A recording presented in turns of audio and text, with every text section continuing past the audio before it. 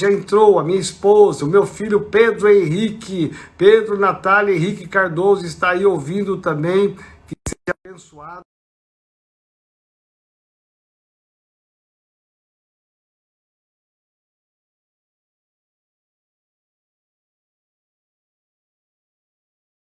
O apóstolo Géser, corre, já estamos com 85, hoje vai ser demais. Hoje é o grande final, a grande revelação, um resumo da semana e também uma grande bênção para você ter uma visão clara, cronológica do final dos tempos. Imperdível. Paz do Senhor, apóstolo Géser.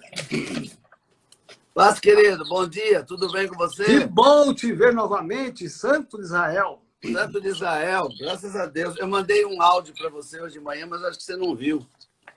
Ah, eu acho que eu não vi. Olha, a gente nunca se viu tanto, né, tio? É verdade, graças a Deus por isso. Assim você não esquece de mim.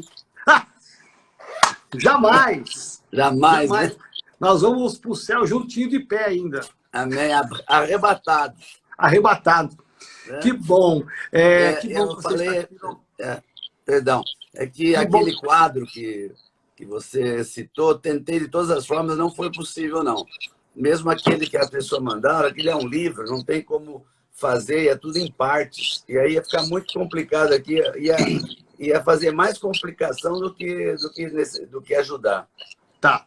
Mas eu penso que a gente pode, você falar de uma forma assim, como ensino mesmo está dando, pegar, assim, fazer ponto 1, ponto 2, ponto 3, eu acho que vai ficar mais fácil o pessoal entender, né, assim, para ter um raciocínio mais cronológico das coisas, né? Mas estou muito feliz de você estar aqui conosco, né? Hoje é uma conclusão, fomos muito abençoados, muito impactados, né? A repercussão que nós tivemos aí pelo WhatsApp, pelo Face, foi maravilhosa, né? Que Deus te usou, tem te usado poderosamente. Quero aqui mais uma vez expressar a minha gratidão a Deus pela sua vida, pela vida tia, e dizer a grande importância que você tem no reino de Deus, né? Olhar para você, olhar para o ministério que Deus te deu, assim, ver com olhos de gratidão. Deus continue te abençoando e te usando poderosamente, viu, tio? É a misericórdia de Deus, viu, Júnior? Você conhece a minha vida, você conhece o meu chamado, só a misericórdia de Deus. A honra e a glória é toda dele. Com certeza. Por isso que Deus te usa tanto, né? Que você é um canal mesmo de Deus, você é um servo, um coração de servo. Por acaso conseguiu chegar naquela pergunta que eu fiz ontem aqui sobre se os judeus eles realmente são enterrados de pé por conta daquilo ou não chegou, não deu tempo? Não, eu não consegui localizar nada a respeito disso. Então eu não tenho essa resposta ainda para te dar. Tá.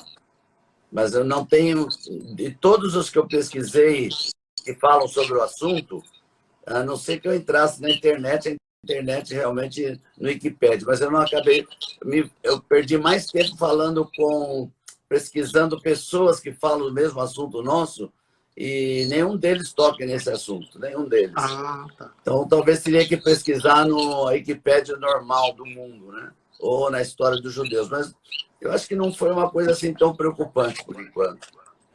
Ah, então tá.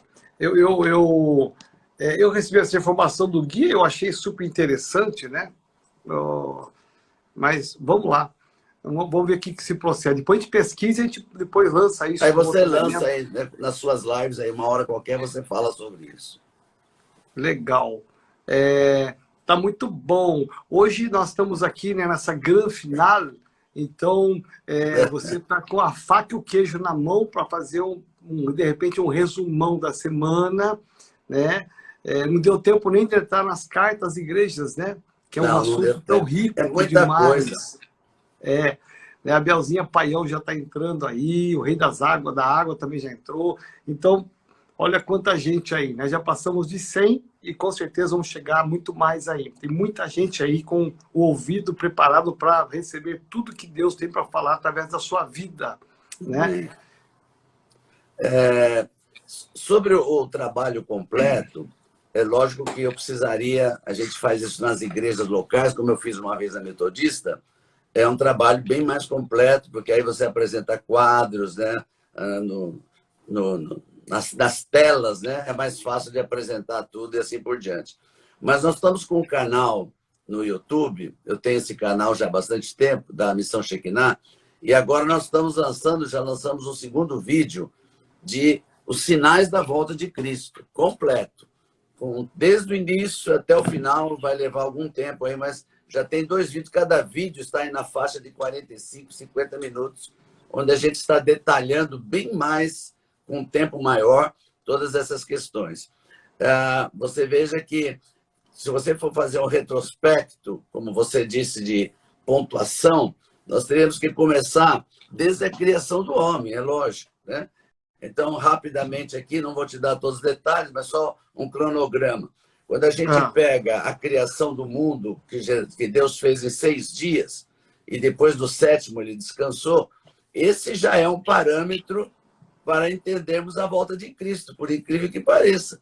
Muitas pessoas, às vezes, nem perceberam que o fato de Deus ter criado 6 dias, tudo, e o homem no 6º dia, e no 7º ele descansou. E eu explico muito bem que Deus não descansa, ele não cansa, né? Essa palavra está mal interpretada no nosso português, né? Quando Deus descansou, significa que é o tempo dele, usar um termo aqui mais de gíria, curtir tudo que ele fez, né? Então, ele trabalhou 6 dias, fez o homem, e agora ele vai curtir no 7º dia a criação dele, para que isso aconteça. Lembrando que a Bíblia nos fala, em 2 textos, tanto em Salmos como em Pedro, que para Deus um dia é como 1000 anos, e 1000 anos é como um dia. Isso é bíblico, é só pesquisar depois nos Salmos e depois em Pedro, você vai descobrir os 2 textos que falam disso. Então, se você pegar 6 dias da criação, significa, para Deus, pode significar 6.000 anos. Então, se 6.000 anos é o tempo do homem, porque ele foi criado no 6º dia, o 7º é o de Deus. Então, eu creio que Deus deu 6.000 anos para o homem cuidar da terra. Criar tudo para que Deus, no 7º dia, pudesse vir buscar a terra de volta, que é a redenção da terra. Então, você pega de Adão até Abraão, dá 2.000 anos, cerca de 2.000 anos. De Abraão até Jesus, mais 2.000 anos. Se você transformar isso em dias, então, de Adão até Abraão, 2 dias.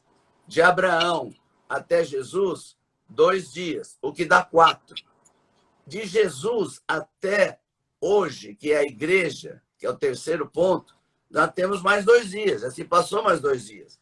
Sim. Então, se a gente pegar dentro dessa teoria, eu tenho 6.000 anos já completo, que é o tempo que Deus deu para a Terra e Deus deu para o homem. Então, nós estamos já no 7º, início do 7º ano de Deus, por isso que é tempo dele vir buscar a terra de volta, e nós vamos ter que falar sobre isso, porque a redenção que Jesus fez na cruz não foi só por causa do homem.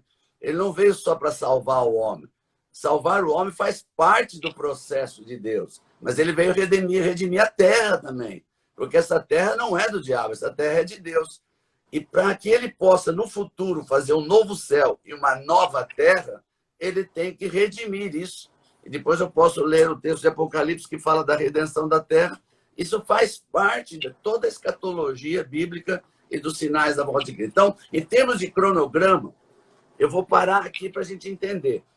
Eu tenho de Adão a Abraão 2.000 anos, 2 dias. De Abraão a Jesus 2.000 dias, 2.000 anos, perdão, 2 dias. De Jesus até agora, mais 2 dias, são 6.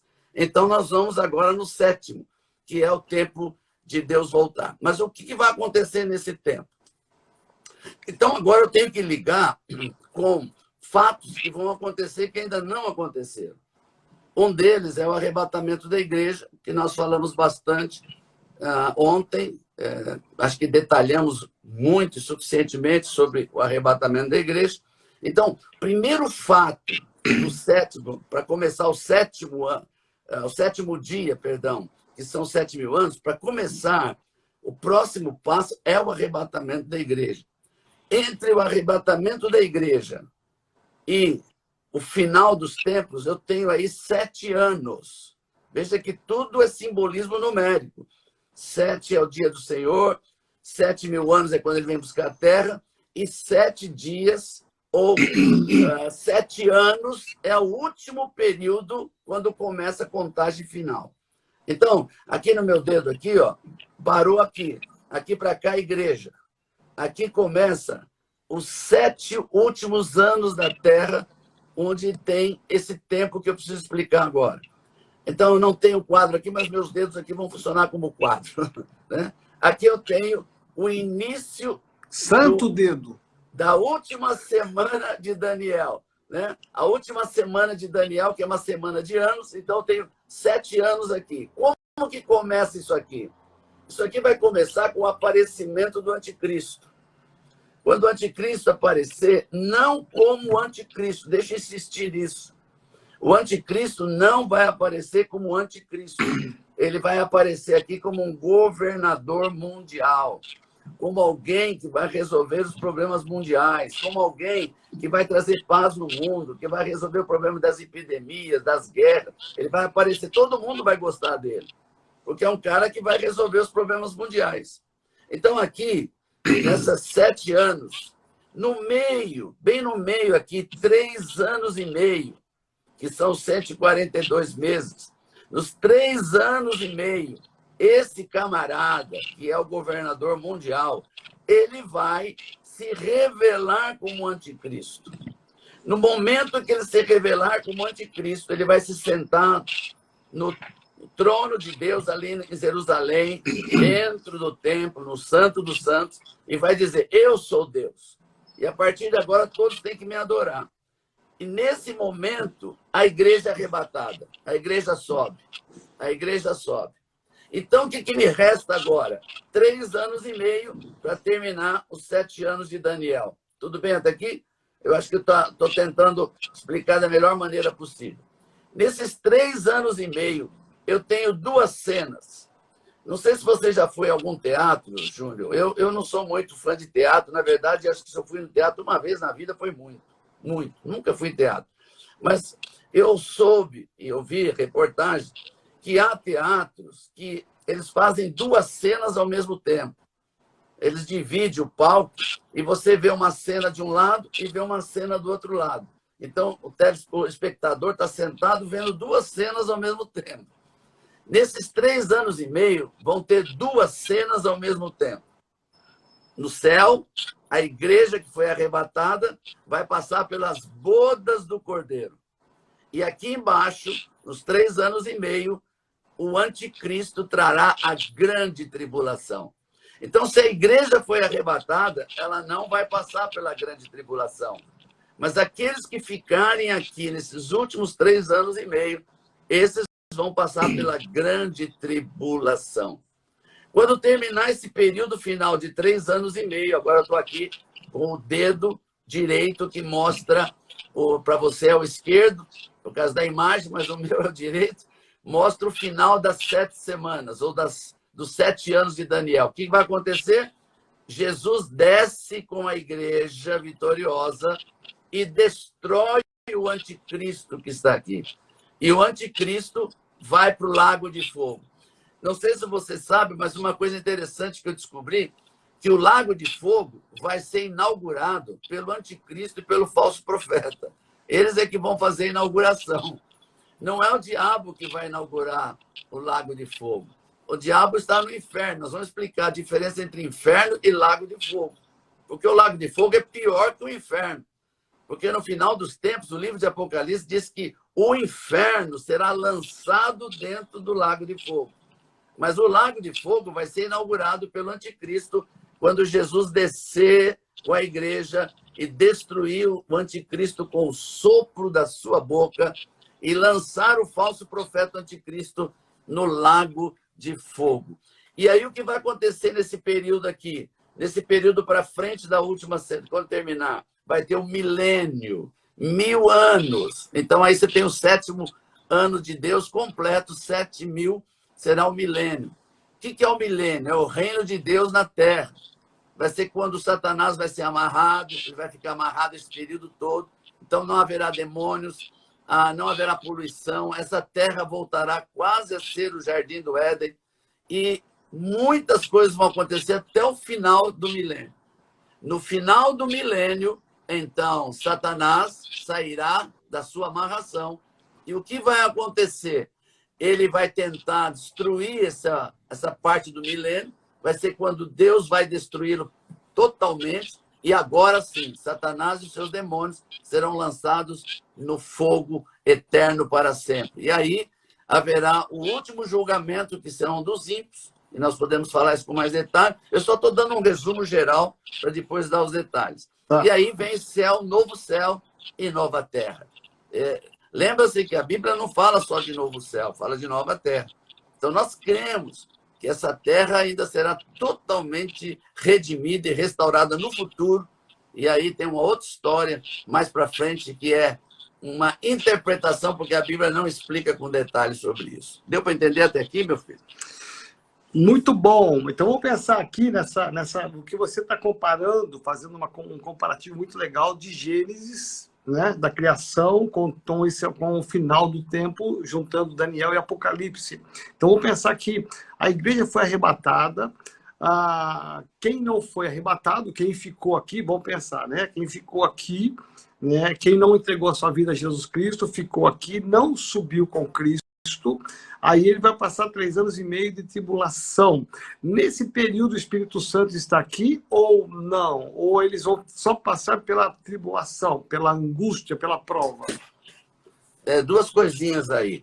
Você disse que os que vão ficar são os que não aceitaram Jesus. Não é bem assim, é a minha interpretação. Então vamos lá. Porque quando Jesus contou a parábola das 10 virgens, ele falou as 10 virgens. Isso significa que as 10 faziam parte do reino de Deus. Ele não disse 5 do reino e 5 ímpias. Ele disse as 10 virgens. E as 10 tinham lâmpada, as 10 tinham óleo. Então, todas elas eram salvas, dentro da nossa simbologia de salvação. Acontece que 5 delas nunca se desviaram, 5 delas estavam firmes, santificadas, ou seja, sempre cheias de óleo, as lamparinas delas sempre cheias de óleo, sempre cheias de unção, e 5 delas não ligaram muito para isso. Começaram a participar mais do mundo e foram perdendo o óleo. E quando Jesus chega, que é o arrebatamento, que é o noivo que entra e chama, 5 estavam preparadas, as outras 5 não foram. Então, durante esse período de 3 anos e meio, tem muito crente que se desviou, que não levou a sério a santidade, que não levou a sério. Eles vão ficar aqui. Eles terão uma segunda chance, mas vão ter que passar pela grande tribulação. Vão ter que passar por aquele momento de decidir se aceita ou não a marca do anticristo. Vão ter que passar por torturas, por um monte de coisa. E esse sim, quando João fala assim, né? Quem são esses milhares que estão chegando aí? E o anjo diz assim, são aqueles que passaram pela grande tribulação, tiveram as suas manchas, suas vestes manchadas de sangue, porque tiveram que passar por esse sacrifício. Então, não espere a segunda chance. Não espere que vai subir. É só evitar o sofrimento, né? Exatamente. Quem está despreparado vai passar pelo sofrimento desnecessário. E não só isso, João, eu fico pensando, se essas pessoas que hoje não estão firmes no Senhor, que se desviam, se elas vão aguentar a tortura. E se não, porque qual vai ser a tortura? Fazer com que a pessoa aceite a marca da besta e relegue a Jesus. Vai ter que negar Jesus. Será que essa pessoa aguentaria uma tortura e no fim vai dizer, não, eu renego Jesus? E aí definitivamente vai para o inferno? Então, é melhor tudo antes, para não precisar passar por esse sufoco. Tá. Quando é que o Espírito Santo vai ser tirado da terra? Porque há uma linha que fala disso, né? Uma corrente teológica que fala que o Espírito Santo será tirado da terra. Bom, vamos pensar um pouquinho, não em corrente teológica, e também não vou dar assim, vou dizer, eu creio assim, né? Eu acho que é assim. Vamos pensar um pouquinho. Se o Espírito Santo, ele está em todo lugar, e se ele é Deus, porque é a terceira pessoa da Trindade, o que pode acontecer é que se a igreja que tem o Espírito Santo dentro dela subir, a ação do Espírito Santo na terra vai diminuir completamente. Se é o Espírito Santo que convence do pecado, então a ação vai diminuir. Mas aí eu pergunto para a gente raciocinar. Se a Bíblia em Apocalipse diz que nesses 3 anos e meio, depois do arrebatamento, ainda vai ter gente salva, como que ele pode ser salvo se não for pelo Espírito Santo? Sim. Então, eu creio que a igreja sobe, a ação do Espírito Santo diminui, então muitas pessoas vão lembrar de Jesus de qual forma? Se Jesus falou que o Espírito Santo que vai lembrar vocês de tudo que eu falei. Então, eu creio, isso é coisa particular minha, Joel, que o Espírito Santo continua atuando na Terra, mesmo nessa ocasião. Que bênção. Então, vamos pensar assim, né? Então, vamos aqui imaginar, né? Então, a igreja foi arrebatada, quem ficou vai passar pela tribulação de 3 anos e meio, ainda haverá uma oportunidade dificílima, né? Sim. Porque ele vai ter que negar Jesus Cristo, passar por tribulações, por provas, por, né, muitos sofrimentos, mas ainda assim alguns ainda subirão, né? Conseguirão de alguma maneira entender o evangelho, né? Voltar para a fé e ainda voltarão e se juntarão com a igreja gloriosa. Aí depois, né, na sequência, a igreja desce com Jesus para destruir o anticristo.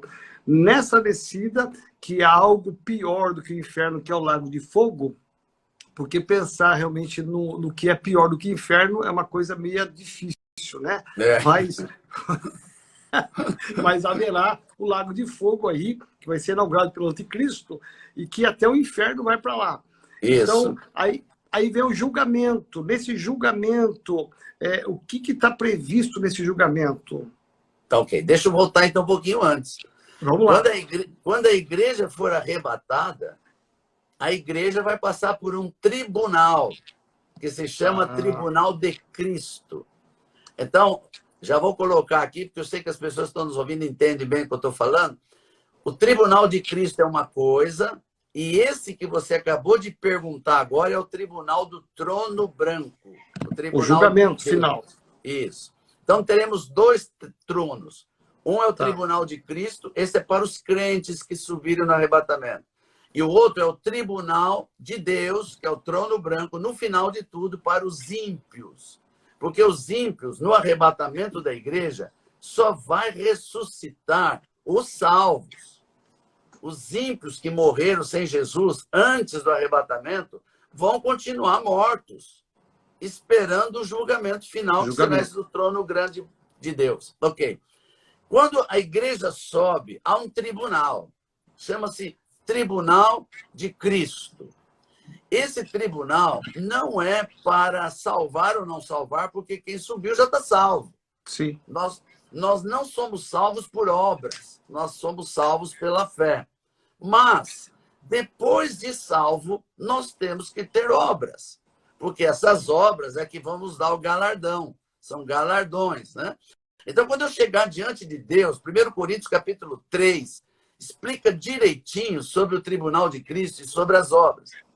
Você vai ver que Paulo diz assim, nós vamos apresentar no tribunal de Cristo obras, ouro, prata, pedras preciosas. Também terão obras de madeira, feno e palha. Então, tudo isso são obras que nós estamos fazendo depois de aceitar Jesus. Vamos dar algum exemplo, tá? Tem um pastor que foi chamado, por exemplo, por Deus, ele tem um chamado para ser pastor na Bahia, porque lá tem 4 vidas, só 4 vidas, que Deus quer que ele salve.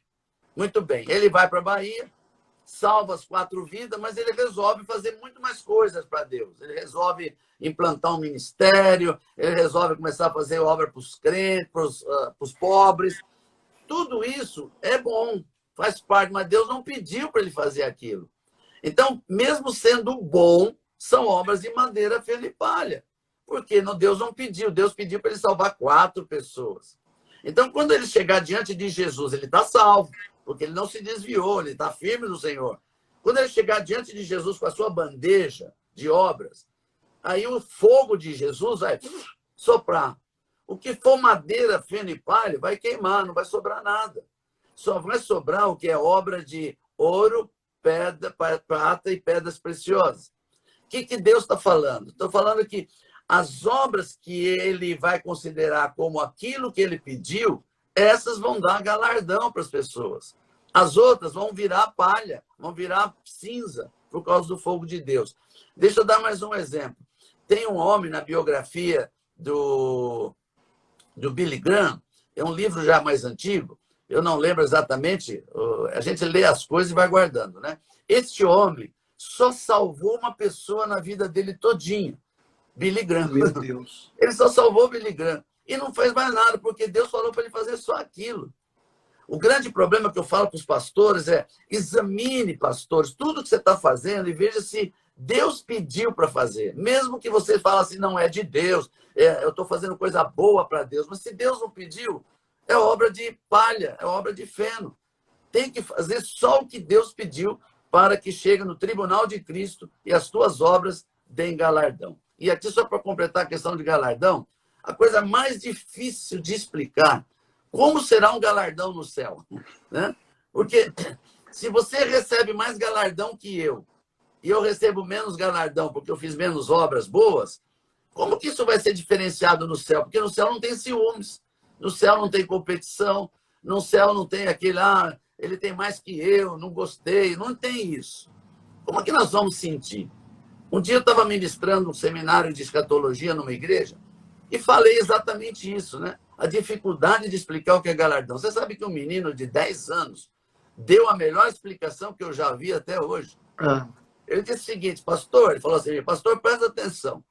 Esta igreja que você está aqui hoje, ela foi construída por pessoas lá no passado e que alguns estão vivos ainda. Essas pessoas vieram aqui, capinaram, pegaram tijolo, vararam dias, debaixo do sol, montaram a parede, pintaram, puseram teto, estão aqui. Você pode imaginar a alegria dessas pessoas ao entrar aqui, que fizeram isso com a mão deles? Eu fiquei pensando, bom, tá certo. Aí ele falou, mas aqui tem gente que se converteu ontem. Eles não fizeram isso, eles não puseram a mão na massa, eles não puseram... Eles vão ter alegria, mas a alegria deles é diferente daquele que construiu. É uma coisa interna. Falei, meu Deus do céu, Deus usando um garoto de 10 anos. Então, eu fiquei imaginando, né? Você poder ver o resultado de tudo, aquilo que você vai sentir dentro de você. O outro vai sentir também, de uma forma diferente, mas não há competição, não há inveja, mas você vai ter muito mais felicidade dentro de você por ver toda a obra, ver aquelas centenas de pessoas que você salvou, centenas de coisas que você ajudou. Deve ser algo fantástico esses galardões que Deus vai nos dar. Com certeza. Deu pra, pelo menos um pouquinho da visão do que é galardão. É muito difícil, viu? Eu imagino. Porque nós temos uma mentalidade humana que fala de, né, tem valor quem tem mais e tem menos valor quem tem menos. Então dá a impressão que quem vai receber muitos galardões lá vai ser o cara, né? Vai ter uma estrutura, uma hierarquia, né? Vai ter uma hierarquia, um aqui, outro lá, e então a gente trabalha muito com a mentalidade humana capitalista, né? Mas muito boa explicação. Agora, tenta compartilhar conosco aí, se for possível, quando a Igreja Gloriosa desce, né? E tem todo esse grande final, e aí vem o novo céu para o julgamento final no trono branco, o novo céu, a nova terra. Vamos pensar assim, né? Como é que vai ser a contemplação disso tudo, né? Porque eu acho que a expectativa toda nossa, né? Quando alguém falece, a gente tem, né, uma das palavras de consolo, de conforto que a gente dá é o seguinte: olha, ele foi primeiro, né? Ele foi primeiro, né? Ele está antecedendo, né, o que nós iremos para lá também. Então, a pergunta básica é: aqueles que morreram em Cristo desde a história da criação, eles vão descer junto aqui conosco? Sim, porque quando Jesus veio a essa terra e morreu, a Bíblia diz, e tanto em Isaías como em Pedro, que ele desceu ao Hades, ou algumas traduções não gostam de Hades, fala abismo, né? Eu também acho que não é inferno ainda, era um abismo. E ele leva cativo o cativeiro. Eu creio, isso aqui que Jesus veio libertar os espíritos que estavam em prisão, não numa prisão do inferno, nada disso, mas porque eles não tinham ainda autorização para subir. Porque pensa o seguinte, né? Bom, que teorias, né? Teorias boas, né? E só vai para o céu quem é filho, e isso é verdade. E para ser filho, eu preciso aceitar Jesus. E para aceitar Jesus, eu tenho que ter o Espírito Santo. Antes de Jesus vir na Terra, não tinha aceitar Jesus, não tinha o Espírito Santo para convencer e dizer que Jesus era o Senhor, não tinha. Eu posso afirmar para você, eu sei que eu vou entrar num tema polêmico aqui, né? Mas paciência, nós estamos aqui para tentar falar algumas coisas. Eu creio que Moisés, Elias, Eliseu foram homens de Deus poderosos, mas eles não tinham a categoria de filho de Deus, porque filho de Deus só depois com Jesus. Então, creio que quando Jesus morreu na cruz e foi ao abismo levar cativo o cativeiro, na minha opinião teológica, é como se ele abrisse a porta da salvação para aqueles que já eram de Deus e que não tiveram oportunidade de declarar Jesus. Então, Moisés, Abraão, Eliseu, teve a oportunidade deles entrar no mesmo caminho dos arrebatados por causa de Jesus. Se eles estavam lá com o Senhor no céu, pode até ser, porque a Bíblia não fala nada do contrário, né? A gente entende que antes do arrebatamento é só espírito e alma, porque não tem corpo, não pode. A Bíblia é clara nisso. O novo corpo só vem no dia do arrebatamento. Os que morreram com Cristo, veja, os que morreram com Cristo antes de Jesus vão ser transformados. E nós vamos ser, vão ser ressuscitados, e nós vamos ser transformados. Então, antes de Jesus e do arrebatamento, não tem corpo ressuscitado no céu, tem espírito, que já estão vivendo lá, né? Quando o ladrão da cruz diz para Jesus, lembra-te de mim quando entrares no teu reino, né? Hoje mesmo estarás comigo no paraíso. Quando? Depois que ele morreu. Né? O espírito dele foi. Mas ele está lá com o corpo na terra, mesmo que decomposto. Um dia ele vai ressuscitar. E vai ser arrebatado e o corpo vai ser dele novamente. Eu anotei exatamente aqui, eu tinha acabado de anotar aqui sobre isso, ladrão da cruz. Né? Que é uma ilustração que você acabou falando na minha frente. Você leu meu pensamento aqui, campeão. É que eu estou lendo o pensamento. Nós estamos ligados aqui, estamos conectados aqui. O ladrão da cruz, quando Jesus fala para ele, né? Hoje mesmo estará comigo no paraíso. Esse paraíso, eu estou me colocando aqui no lugar de algumas pessoas estão perguntando. Esse paraíso já é o céu ou é o Hades? O que você colocaria isso? Aonde que ele estaria isso? Não, o Hades é um inferno, né? Eu diria o seguinte para você. O ímpio, quando morre, porque já vão sofrer.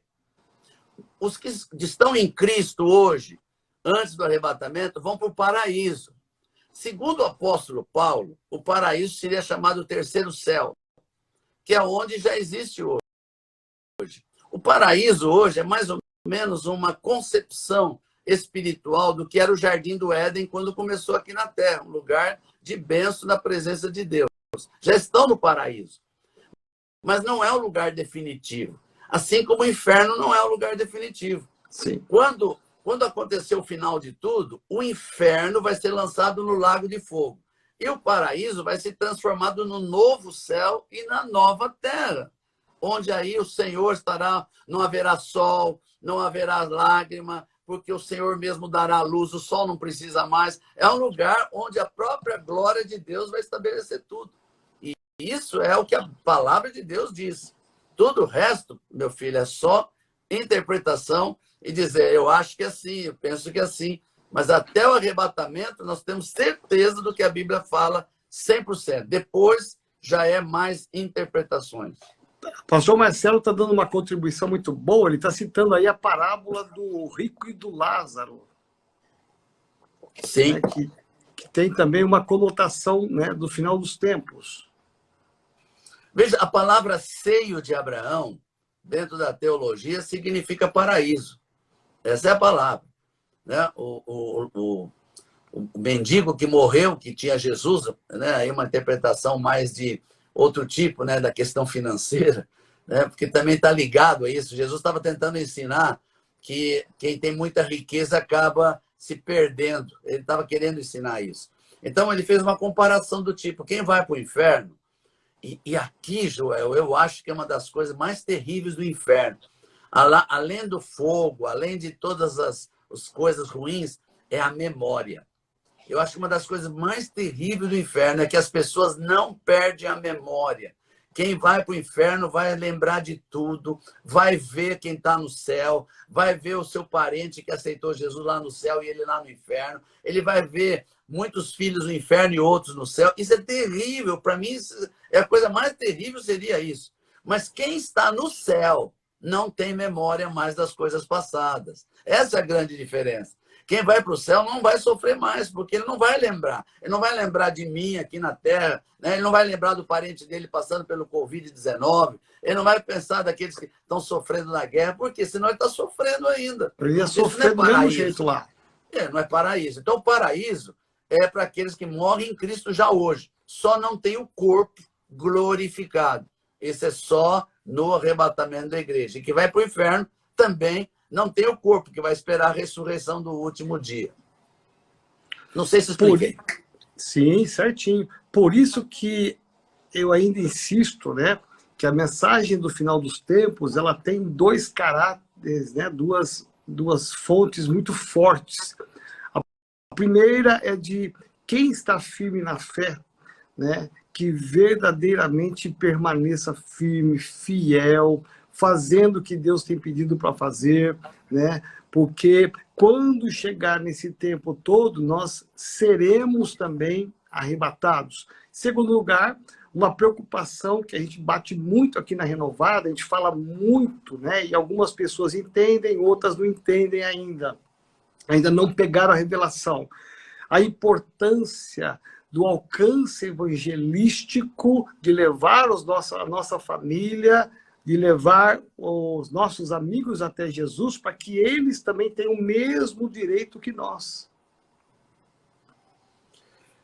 Se houver um entendimento disso, o evangelismo vai ser mais rápido, as pessoas vão querer evangelizar mais rápido, porque ele não pode perder tempo, né? Ele não pode ser uma pessoa que simplesmente vai querer assim, não, eu quero ir para o céu, vou largar minha família aí, sabendo que eles vão passar por um sofrimento desse tipo. É uma coisa incrível, incrível. Então, tem que ser rápido. E você falou muito claro, não adianta querer salvar o mundo, querer salvar cidades, se você não salvou sua família primeiro. Você tem que dar primeiro uma chance para sua família. Esse é o teu primeiro Jerusalém. Para mim é claro quando Jesus disse, descerá sobre vocês o Espírito Santo, sereis minhas testemunhas, primeiro em Jerusalém. Você está falando na sua casa, depois vai para os vizinhos, depois vai para a cidade, depois vai para os confins da terra.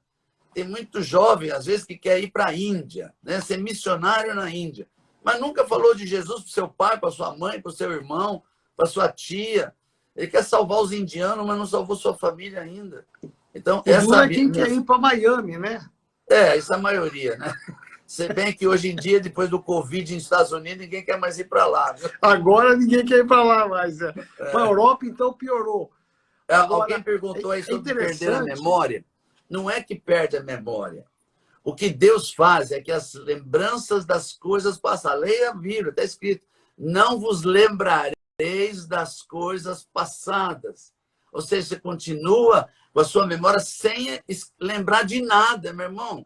Pensa comigo que paraíso seria se você lembrar de tudo que você passou, do sofrimento da sua família. Você lá do céu ficar vendo os teus aqui na terra sofrendo. Isso não é céu, isso é inferno. Inferno é assim, céu vai ser tudo diferente. Esquece. Esquece a cabecinha normal nossa. Esquece a forma de a gente se confraternizar hoje, de amizades, de relacionamento familiar. É tudo diferente. No céu não se casam. No céu são todos iguais perante Deus e você não vai sentir isso. Esquece, a nossa cabecinha não consegue imaginar, nem tente imaginar como vai ser o céu.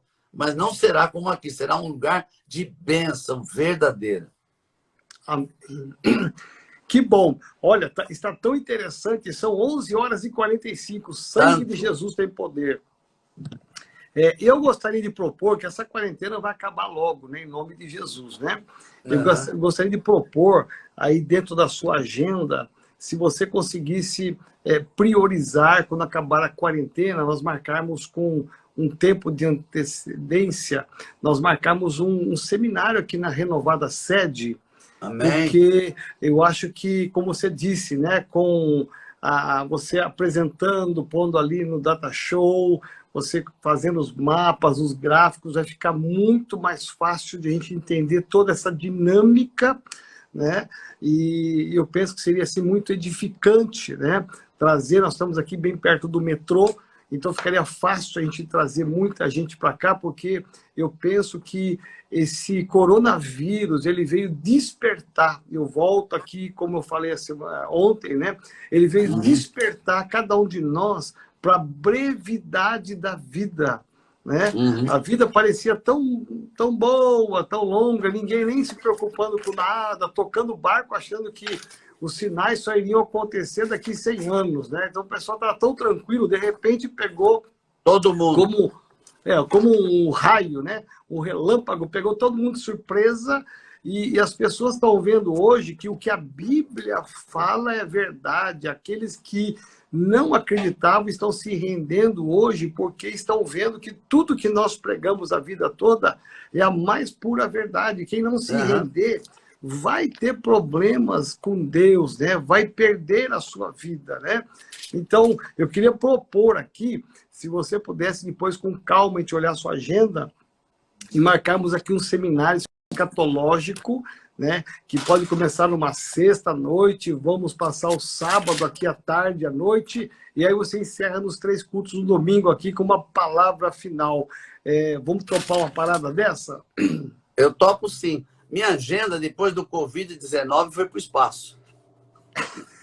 Ou seja, hoje eu não tenho mais agenda, essa que é a verdade, né? Então, vou ter que reestruturar tudo depois. Mas uma coisa eu queria dizer para você, viu, Joel? A igreja nunca mais vai ser a mesma, não. Não.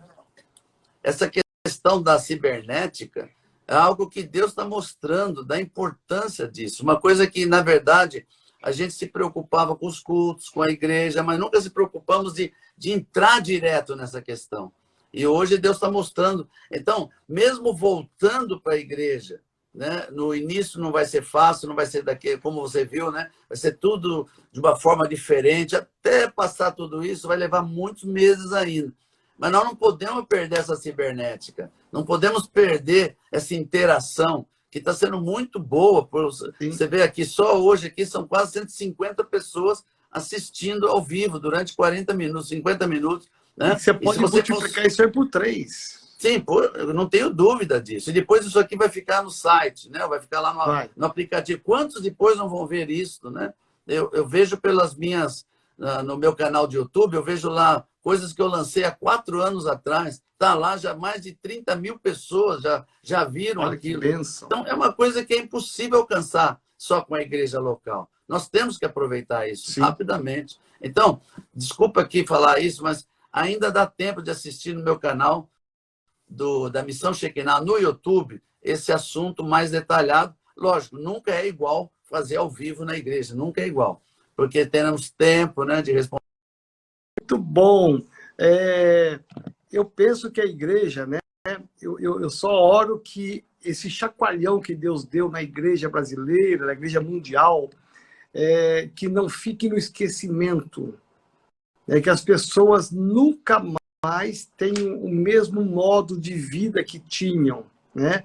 Eu creio que esse despertamento que veio através da ativação da oração, do jejum, da comunhão online, né? E dessa vontade, né? Eu vejo aqui pela renovada sede e das nossas igrejas especificamente, eu vejo assim, o pessoal tudo alto, não vejo a hora de voltar para a igreja, não vejo a hora das portas se abrirem, não vejo a hora de abraçar, de apertar a mão, de estar no louvor, de ouvir a palavra, né? Porque isso mexeu com os valores das pessoas. A minha oração é que esse fogo, essa chama que foi acesa por conta desse coronavírus, ela não se apague, que a pessoa fique um mês os compromissos, aí começa a viagem para a praia, começa a se distrair com as coisas e que não fique no esquecimento essa experiência que nós tivemos, porque ela foi muito forte, né?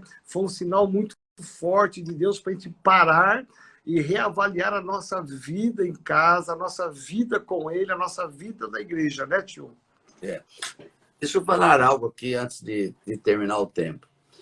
Dentro da visão que Deus mostra, escatológica, dos profetas, Deus sempre dá uma direção da questão de que, enquanto nós estivermos nessa terra, nós precisamos entender que há princípios de Deus que são eternos, independente de ser bom o tempo, de ser ruim o tempo, ter chuva ou não ter chuva, ter crise ou não ter crise. Há princípios que nos dão vitória se nós entrarmos por esse princípio. Eu lancei uma mensagem logo no começo sobre a quarentena de Elias, né? Como que Deus tratou a quarentena de Elias, que naquela época foi pior do que o Covid-19. Querido, se você analisar um lugar que fica 3 anos e meio sem chuva, não dá para, a cabecinha da gente não dá para entender, querido. 3 anos e meio sem chuva aqui em São Paulo, onde nós moramos, é muito pior do que qualquer epidemia. Porque não só vai dar muito mais epidemias, mas vai acabar alimentos, não vai ter água, mortes de muito. E lá na cidade de Sarepta, estava morrendo muita gente, inclusive morria mais homens do que mulheres. Porque quando você lê a Bíblia sobre Sarepta, diz que tinha muitas viúvas. Não fala viúvos, fala viúvas. Então morria muito mais homens que trabalham. E aí você pega Elias, que é o profeta de Deus, que profetizou isso e morava lá. Deus diz, vou arrumar uma viúva para te sustentar. Na verdade, Deus não estava preocupado com Elias. Deus estava preocupado com a viúva. Porque aquela viúva conhecia Deus, lógico. É só pegar a palavra. Quando Elias chega na cidade e Elias propõe para ela fazer um bolo de farinha para ele, ela diz, vive o Senhor. A primeira palavra dela, vive o Senhor teu Deus. Então, ela sabia quem era Deus. Então, Deus sabia quem era a viúva. Agora, veja, todo mundo morrendo, sem alimento, sem emprego, mas Deus usou uma maneira de princípio bíblico para que uma coisa dela, talvez a última semente, e ela entregou. E ao entregar, o profeta profetizou, não vai faltar farinha e azeite na tua casa. Então, aleluia. Tem muita gente que não está pensando nisso. Eu vou dizer, essa epidemia do coronavírus está muito, muito preocupado com a saúde, se vai morrer, queridos. Quando passar isso, nós vamos entrar na segunda onda. Querido, não é profeta de mau agouro. Nós vamos entrar num problema seríssimo financeiro, como muita gente ainda não percebeu. Muita gente desempregada, vai aumentar, vai faltar comida no supermercado, vai acontecer. E aí você diz, eu vou ficar em desespero? Não, aproveite agora para semear a tua semente, mesmo que seja pouco, mesmo que seja a última, porque se você fizer isso, pode vir a crise, pode vir a falta, pode vir falta de chuva, mas na sua casa não vai faltar farinha e não vai faltar azeite. Isso é um princípio para tempo de crise. E se as pessoas não prestarem atenção nisso, na hora que a segunda onda vier, não vão ter azeite e farinha, não vão ter alimento, porque não semearam na época de crise, não fizeram aquilo que deviam fazer. Eu precisava falar isso. Muito bom. Como diz o pastor Marcelo, desse jeito. É interessante notar que é isso mesmo. Eu tive, antes dessa live, eu tive uma reunião com o pastor Alex, pastor Felipe, uma reunião para tratar de assuntos aqui internos, e eu falei exatamente isso para eles, né? Eu falei, olha, o meu temor é que todos os sinais indicam, né, de desempregados, pessoas que vão ter que baixar o seu padrão de vida, pessoas que vão ter que reinventar a maneira de ganhar seu dinheiro. Isso vai levar um tempo. E as pessoas, às vezes, como você mesmo disse aí sabiamente, as pessoas com medo do amanhã, com a insegurança do amanhã, a tendência natural humana é reter, né? É como aquela viúva, eu vou fazer o bolo para mim, para comer. Né? E ela questiona, mas como? Isso é só para mim, para meu filho, você vai comer? Ela não entendeu a questão da prioridade do reino de Deus. Por isso que ela foi abençoada. Porque quando ela entende, ela entrega, ela consagra, e aí Deus vai sustentá-la, né? E eu creio que aqueles que são fiéis nessa época tão difícil, agora mesmo, eu estava falando contigo aqui, veio o irmão, entregou aqui o envelope de dízimo. Olha que interessante, né? Glória a Deus. deu. Eu estava falando, ele bateu na porta, entregou e foi embora. A gente vê a fidelidade de pessoas que, mesmo na sequidão, mesmo na dificuldade, estão sendo fiéis. Por quê? Porque acreditam, né, naquilo que Deus tem falado e, com certeza, como esse irmão, como essa família que acabaram de entregar o dízimo aqui agora, Deus vai sustentá-lo e não vai perecer no meio do deserto. Não tenho dúvida disso, não. Tenho certeza absoluta. Amém. Muito bom, 11 horas e 57 minutos em São Paulo. Fala, povo de Deus. Então, vamos lá. Fantástico. Foi gostoso. Eu anotei um monte de coisas aqui, né? E obrigado a você que está nos assistindo, que participou conosco. Você que fez a sua pergunta, que deu sua contribuição, que pôde se programar para estar todo dia, 11 horas conosco. Deus te abençoe de forma especial, né? Você que é da Renovada, só avisando aí, domingo nós não teremos o culto lá na Serra da Cantareira, como foi semana passada, né? Nós vamos ter o culto online às 10 horas da manhã e às 18 horas, normalmente aqui na nossa sede, o culto online, né? Então, nós não teremos por algumas razões, mas eu quero agradecer em especial a vida do apóstolo Géser, meu tio amado, meu pai espiritual, que Deus continue te abençoando, te usando. Saiba que nós te amamos muito e que as suas palavras foram tremendas, revelações preciosas. Eu louvo a Deus pela sua sabedoria, seu conhecimento. Eu sei que isso é resultado de muito estudo, de muito seminário que você fez, que você participou. Então, você nos enriqueceu demais, demais nessa semana, viu? Amém. Obrigado pela sua vida. E eu queria que você orasse pelas pessoas que estão aí. Eu queria só fazer menção do Toninho. O Toninho faz aniversário hoje, amanhã. Parabéns, Toninho. O Toninho da Marinês, né? Meu líder, meu filho amado. E amanhã a Leila do Henrique faz aninhos, né? Amém. Então, tem uma galera aí fazendo Deus aniversário abençoe também, né? Então, Amém. Que Deus abençoe. Se pudesse orar para nós aqui. Amém. Você viu como eu fiquei animado, né? Eu gosto disso. Então, para mim foi privilégio, não foi nada, não. Foi muito gostoso. Porque eu gosto, né? Foi excelente. A gente fazer algumas lives com vários temas, né? E para enriquecer as pessoas, o povo de Deus. E eu penso que foi uma conquista maravilhosa e eu quero contar contigo. Saiba que nós te amamos demais, viu? Obrigado, nós também. Senhor, muito obrigado. Ao encerrar esse tempo, eu quero te pedir que toda palavra que realmente veio do teu trono fique marcada no coração das pessoas. E se no meio de tudo isso houve alguma palavra que foi só da alma, que ela seja esquecida em nome de Jesus. Amém. Mas que essa palavra desses dias sirva de alento, sirva de alerta, sirva de entusiasmo, para aqueles que já são firmes no Senhor serem mais firmes ainda, e aqueles que não são voltarem a ser firmes. E traz de volta aqueles que se desviaram, traz de volta aqueles que estão fora da tua palavra, que seja um tempo de evangelismo poderoso. Abençoo novamente o apóstolo Joel, sua família, Amém, seu ministério. Obrigado, Senhor, por essa família, por esse homem tão amado e querido que deseja o reino de Deus ser implantado nessa terra. Cumpre a tua vontade na vida dele, na vida da sua família. Eu declaro o melhor de Deus sobre ele.